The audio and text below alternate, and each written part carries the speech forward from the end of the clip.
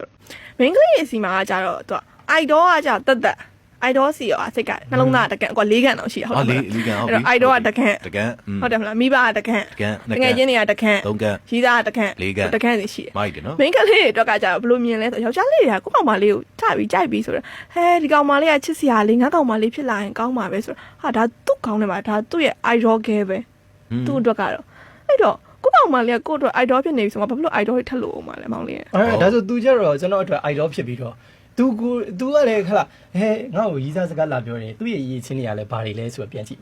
တဲ့အခါမှာဟဲလေးစားအတူယူရတဲ့ဟာတွေကိုတွေ့လာ तू လည်း idol ပဲအဲ့ idol ဖြစ်တော့ तू ကဘာလို့ဖို့ယောက်ျားလေးကိုထပ်ပြီး share တော့မှာလဲကိုရီးယားမင်းသားတွေထပ်ပြီး share မှာလဲ မောင်လေးကကိုရီးယားမင်းသားလောက်မချောလို့ အဲ့တော့ကိုရီးယားမင်းသားလားမချောပဲကိုရီးယားမင်းသားတွေတော်ကီကောင်းတာတော့ကျွန်တော်သိတာ